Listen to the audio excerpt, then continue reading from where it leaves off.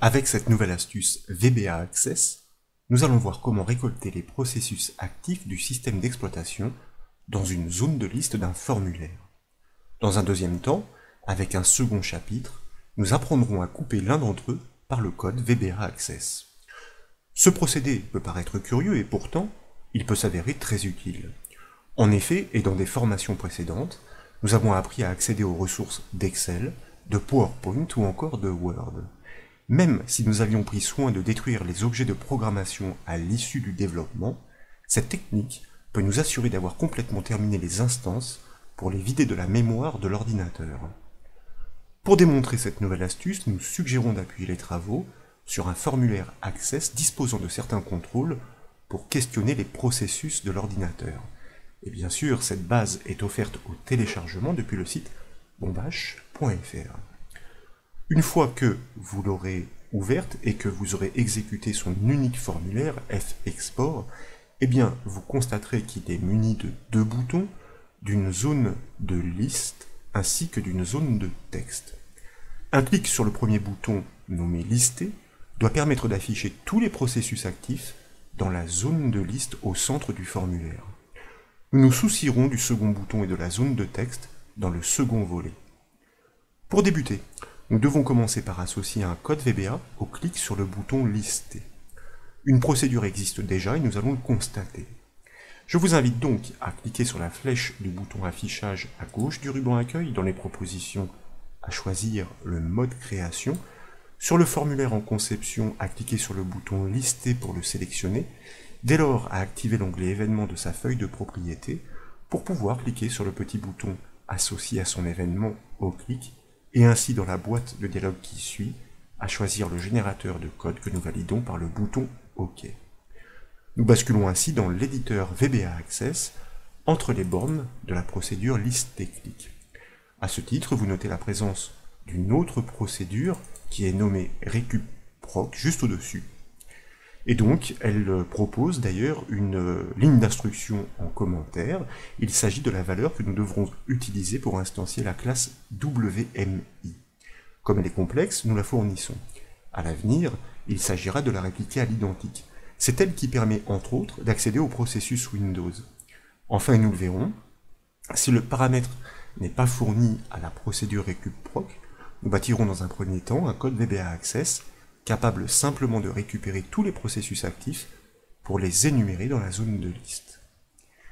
Nous allons commencer par développer le code de la procédure destinée à être appelée, recupproc donc, et des variables sont nécessaires, notamment pour instancier une classe Windows toute particulière. Donc, dans les bornes de cette procédure recupproc, nous débutons la déclaration des variables, mot-clé dim, avec un premier objet que je vous propose de nommer objet WMI et que nous allons typer comme un objet au sens large, asObject, son rôle d'instancier cette classe WMI.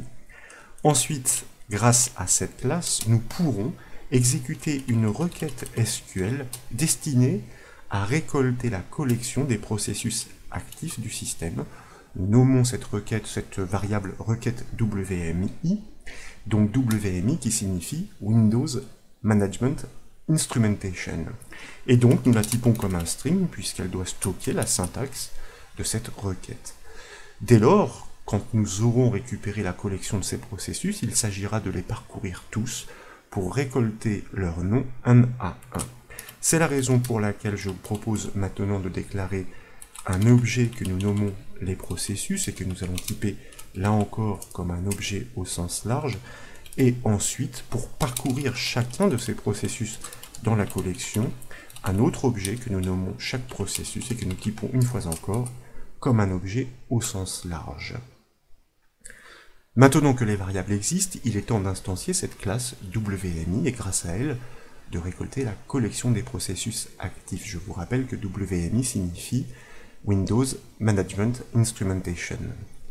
Donc à la suite du code, tout d'abord nous allons commencer par initialiser le contenu de notre zone de liste, qui d'ailleurs se nomme liste, vous pouvez le vérifier directement depuis le formulaire avec la feuille de propriété.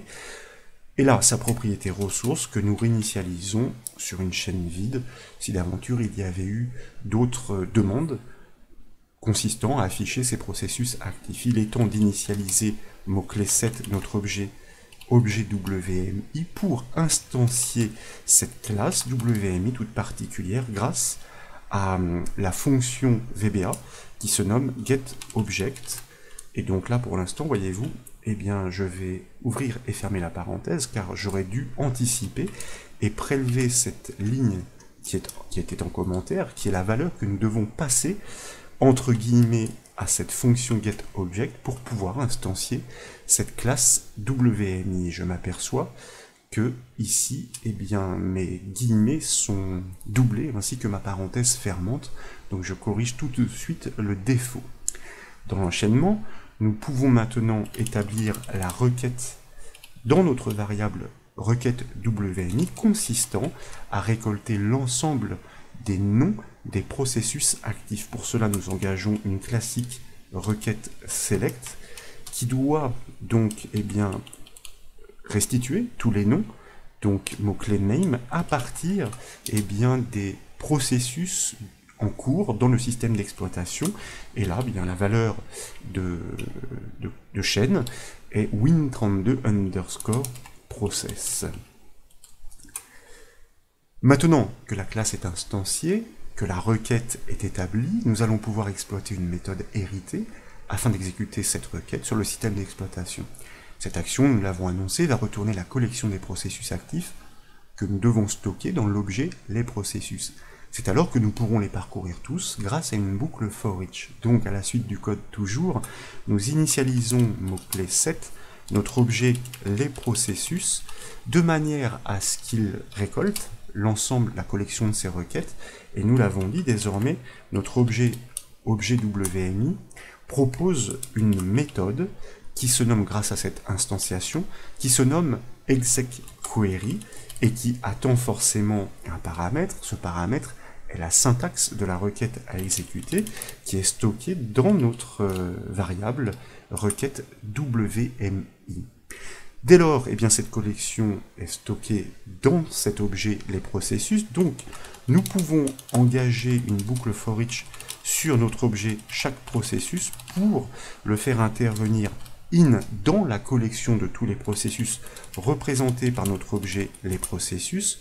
Tout de suite, nous pensons à bien borner notre boucle for each next chaque processus. Et à l'intérieur, c'est-à-dire à chaque passage pour chaque processus analysé, dans notre zone de liste, nous devons ajouter les noms, chaque nom, tour à tour, grâce à la méthode addItem. Et donc, eh bien, désormais, notre objet, chaque processus qui a été instancié, si vous voulez, en conséquence, implicitement, par cette affectation dans la boucle for each, propose la propriété name, donc pour eh bien, restituer le nom de chaque processus analysé tour à tour. Bien sûr, pour finir de coder proprement après la boucle, il convient de détruire l'objet WMI afin de libérer la mémoire, ce que nous avons désormais l'habitude de faire avec le mot-clé set. Nous réinitialisons notre objet WMI à nothing et c'est ainsi qu'il est effectivement libéré. Tel que nous l'avons prévu, notamment pour les besoins du volet suivant, cette procédure doit être appelée avec un paramètre qui peut être vide si nous souhaitons simplement lister tous les processus. C'est le cas ici. C'est donc ce que nous devons nous employer à faire.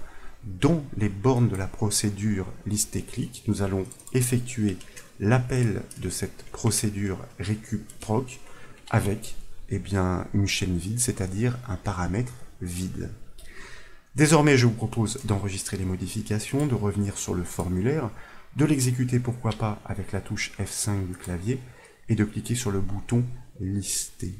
Et comme vous pouvez le constater, tous les processus actifs sont effectivement listés dans la zone du formulaire. Et si vous faites défiler eh bien, la liste de tous ces processus, qui sont certes très nombreux, vers le bas, vous constaterez à un moment ou à un autre la présence, voilà comme ici, du processus msaccess.exe, puisque nous sommes précisément en train de travailler dessus. Voilà donc pour cette nouvelle astuce VBA Access permettant de lister tous les processus actifs. J'espère qu'elle vous a plu. Si c'est le cas, comme toujours, je compte sur vous pour mettre un petit j'aime à la vidéo et comme vous le savez, vous pouvez retrouver toutes les astuces et formations sur le site bombache.fr. Je vous remercie.